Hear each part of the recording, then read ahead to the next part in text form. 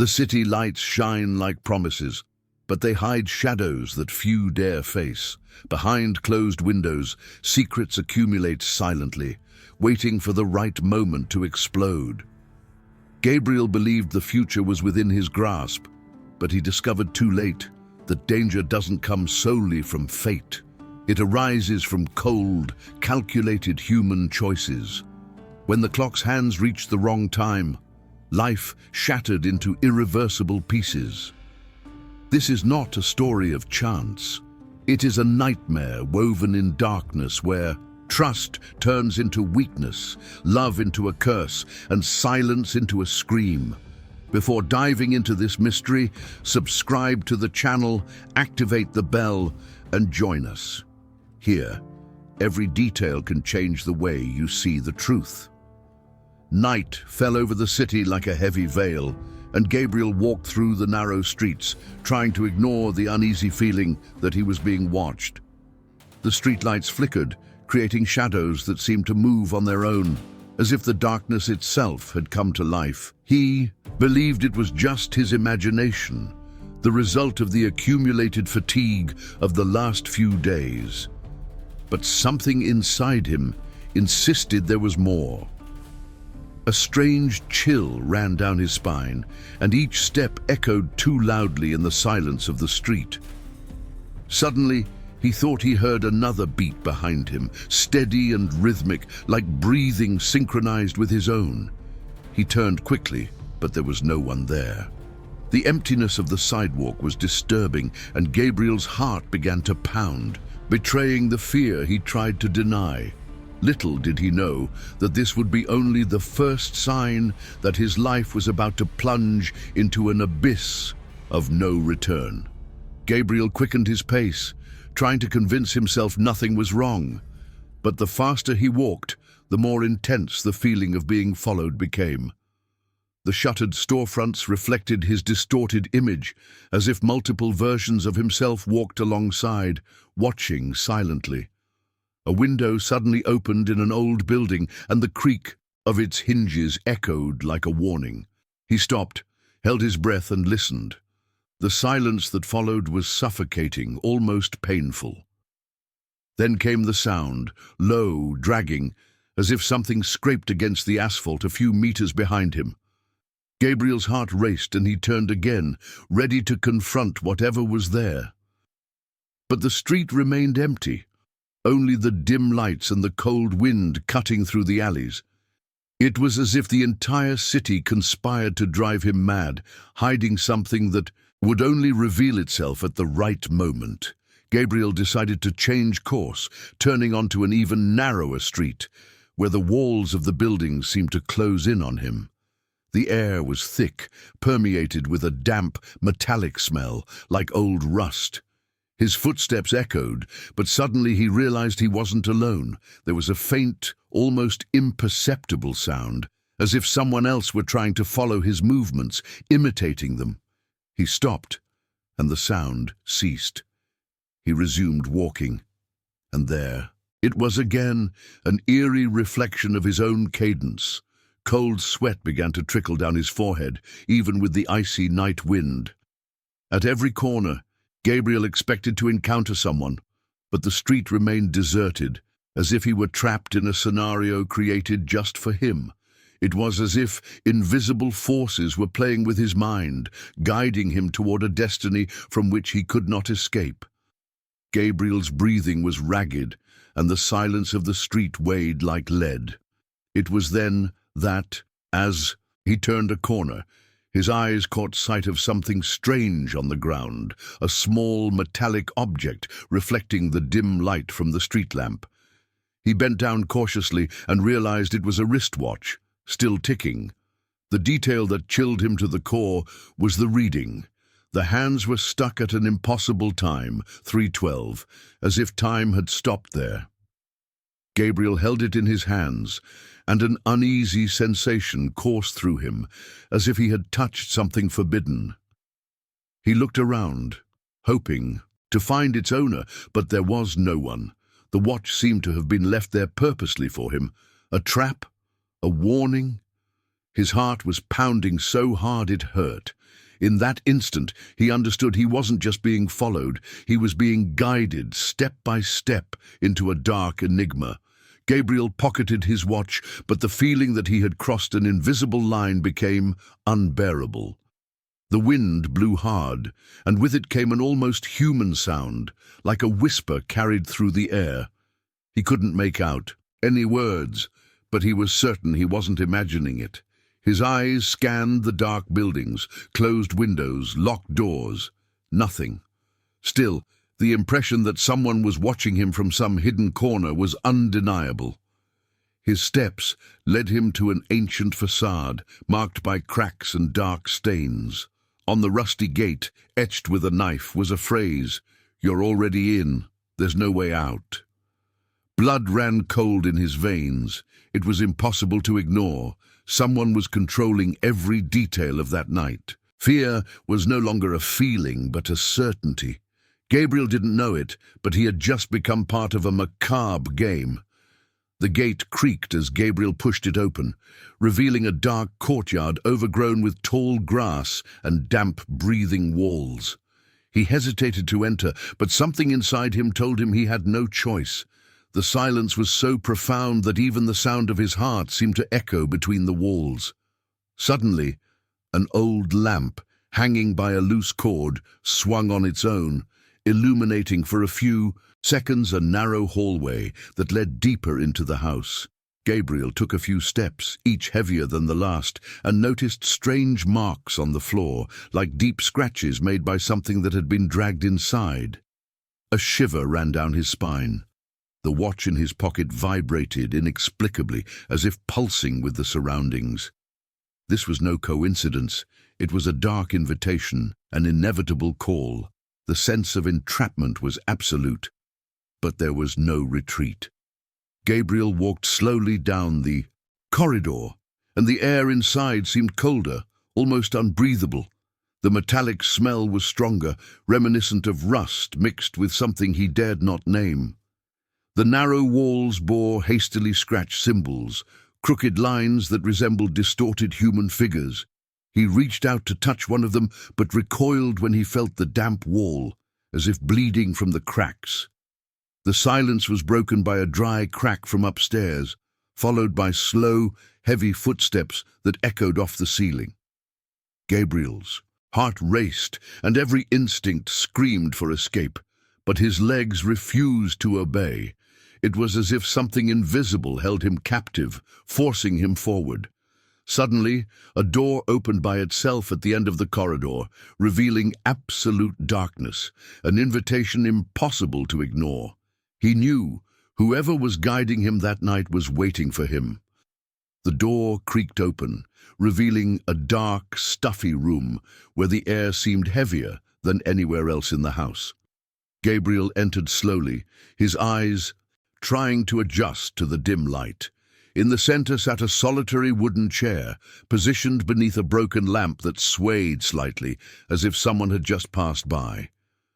On the chair rested an old photograph, yellowed with age. He picked it up with trembling hands and felt his blood run cold. It was a picture of his own street, but completely deserted, as if depicting a future where nothing remained but emptiness. On the back of the photo was an inscription, "You are expected." Gabriel's heart raced and cold sweat ran down his face. The watch in his pocket vibrated again, as if counting down to something about to happen. The walls of the room seemed closer by the second, as if they were moving toward Gabriel. The silence was broken by a low, repetitive sound, reminiscent of slow, deep breathing. He turned quickly, but there was no one there. The air turned chilly, and his skin prickled as if touched by invisible hands. On the floor, under the chair, he noticed circular marks, as if someone had dragged their feet repeatedly, always in the same place. Gabriel took a step back, and the wood creaked beneath his feet, producing a crack that echoed too loudly. It was then that he realized the breathing wasn't coming from far away. It was coming from the same room. The sound seemed to be behind him, pressed against the back of his neck. Fear paralyzed his muscles, and he didn't dare move. The feeling that something was watching him from very close was now undeniable. Breathing rapidly, Gabriel gathered his courage and turned around, certain he would find someone behind him.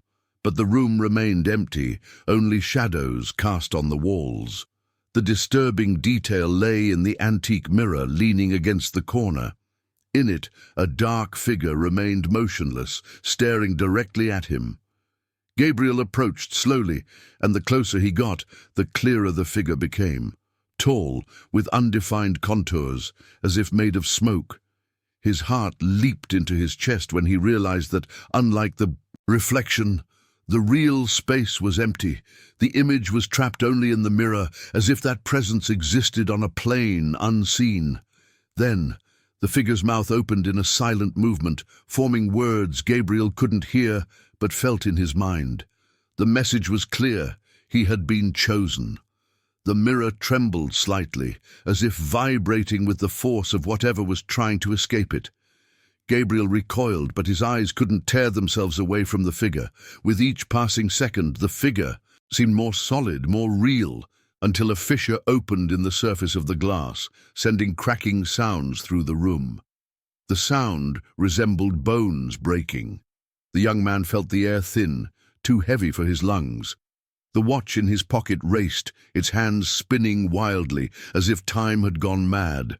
Suddenly the fissure widened, and a piece of the mirror fell to the floor, revealing behind it not a wall, but a dark, deep space, like a portal to something that didn't belong there. The figure remained inside, motionless, waiting. Gabriel knew that any decision he made at that moment would be final, retreat or pass through. And deep down, he already felt he had no choice. Gabriel took a hesitant step toward the broken mirror. The cold wind from the crack hit him hard, bringing with it a smell of damp earth and iron, as if from a freshly opened tomb. His eyes fixed on the dark void, but there was movement within, shadows that writhed like serpents slithering silently. The watch in his pocket stopped vibrating and froze its hands again. OSU 3H12, as if time wanted to imprison him in that choice. Behind him, the bedroom door slammed shut on its own with a bang, shaking the floor. Gabriel realized the way back was already blocked. The figure in the mirror inclined its head slowly, as if calling, and even without making a sound, Gabriel heard within himself the command that sent shivers down his spine. Between. His legs were shaking, but it was as if something bigger was pushing him into that abyss of darkness. Gabriel stepped over the edge of the mirror, feeling a chill run through every nerve in his body. It was like diving into deep water, but without getting wet. On the other side, the air was thick, difficult to breathe, and the darkness seemed to have its own weight. He looked back, hoping to see the room, but there was nothing but absolute emptiness. The mirror had disappeared. Now he was trapped.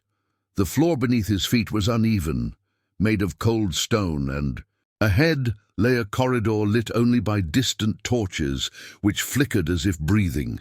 The shadows cast on the walls moved independently, dancing to rhythms that belonged to no logic. Gabriel took the first step, and the echo reverberated, as if watched by hundreds of invisible ears. The silence was soon broken by a collective whisper coming from all sides at once, pronouncing his name.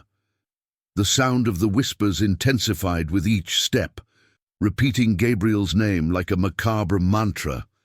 He clenched, his fists trying to maintain control, but the sensation of being watched by hundreds of invisible eyes was overwhelming. The torches illuminated symbols etched into the stone walls, similar to those he had seen in the house. Twisted human figures, hands outstretched, as if in an endless ritual. The corridor seemed endless, but then suddenly it opened into a wide circular chamber. In the center sat a stone table covered in deep marks, as if it had been used countless times for something dark. Above it hung an iron candelabra, swaying slowly, though there was no wind. The collective whispering ceased, and in the absolute silence, Gabriel felt his heart race. He was not alone. Something was breathing behind him, low, deep, so close he could feel the warm air on the back of his neck. Gabriel turned slowly, his body paralyzed with terror, and found himself facing a tall, hooded silhouette that seemed to float inches off the ground. Its face was hidden, but two glowing points, like glowing coals, burned beneath the hood. The figure said nothing, only watched, and this silence was more menacing than any words. Gabriel tried to retreat, but his feet were trapped, as if the stone floor had closed in around them. The entity raised one of its long, deformed hands and pointed at the stone table in the center of the room. At the same time, the watch in Gabriel's pocket vibrated wildly again, its hands spinning in frantic circles. He felt an invisible pressure pushing him forward, forcing him closer to the table.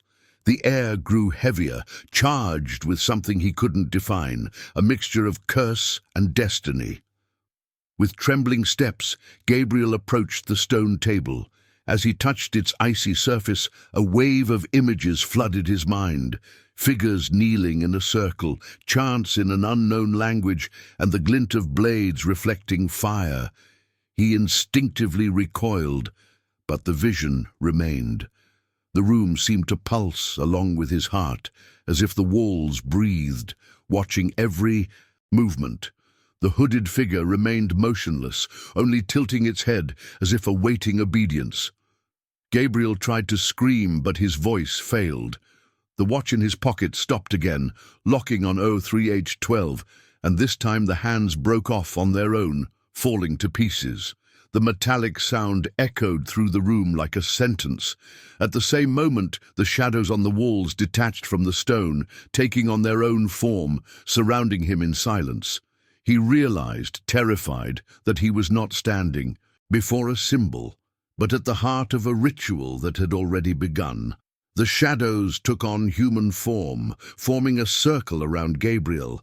Their faces were undefined, but their eyes glowed red, fixed on him like predators. The air was so heavy that every breath was a battle. Gabriel tried to run, but the ground seemed to melt beneath his feet as if he were sinking into liquid stone. The hooded man, motionless until then, raised both hands, and the circle of shadows began to move in unison, murmuring, a chant that made his chest vibrate. The words were incomprehensible, but they carried a suffocating power, making his body tremble. One of the shadows stepped forward and placed a hand on his shoulder.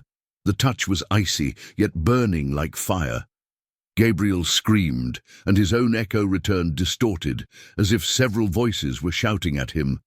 The ritual was not a vision, it was real, and he was at the center of the offering. The circle of shadows closed in, ever closer, and Gabriel felt the suffocating heat mixed with the biting cold of those impossible beings. His body was paralyzed not by fear, but by an invisible force that held him motionless before the stone table. The hooded man advanced slowly until he was just a few steps away. From within his cloak, he withdrew a curved, ancient blade, stained with something that seemed never to have been cleaned. As he raised it, the chanting of the shadows grew louder, almost deafening, filling the room like an endless thunderclap. Gabriel tried to free himself, but the more he struggled, the tighter the invisible weight holding him became. His heart pounded so hard it seemed like it wanted to rip through his chest. The hooded man then pointed the blade at him, as if marking the exact moment of the sacrifice. In that instant, Gabriel understood that the clock stuck at 3:12 was no coincidence. It was the appointed time for his surrender. The blade reflected the flickering flame of the torches, and Gabriel could see his own face distorted in the metal. The shadows intensified their chanting, faster now, like a countdown to the inevitable. The hooded man raised the weapon above his head, and the air in the room seemed to disappear, sucked into the ritual. Gabriel's body writhed, trying to escape the invisible force that held him, but it was futile. His tear-filled eyes searched for an escape in the darkness, but only found more red eyes watching him. Then, suddenly, the watch in his pocket vibrated with a burst of energy, emitting a metallic sound so sharp it made the shadows retreat for an instant. The hooded man stopped, as if interrupted by something he hadn't expected. Gabriel realized there was still a chance, small and dangerous, but real. Time, perhaps, wasn't completely against him.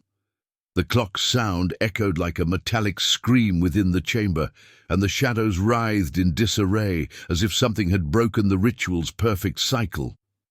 Seizing the moment, Gabriel summoned every shred of strength he had left and managed to move his body for a second. He lunged at the stone table, knocking it over violently. The impact caused the torches to sway, and the blade slipped from the hooded man's hands, falling with a crash that echoed throughout the room. The silence that followed was suffocating. The shadows stood still, motionless, as if awaiting a new order. The watch in his pocket finally shattered into pieces, its hands disintegrating like dust in the air. Gabriel breathed heavily, but knew he was not safe. The ritual had been interrupted, not completed, which meant only one thing. He was not the final victim, but the missing piece for the game to truly begin. What happened to Gabriel after that night remains a mystery. The ritual was interrupted but not destroyed. The shadows, the hooded man, and the broken clock are signs that something much larger remains lurking, awaiting its next victim. Perhaps he managed to escape, or perhaps he simply became part of a plot that will never end. One thing is certain: when the hands tick 03H12, time no longer belongs to you. And if you've made it this far, don't forget to subscribe to the channel, activate the bell, and share this video. Every detail could be the key to understanding the next dark mystery, because here, stories never end. They only deepen into the shadows.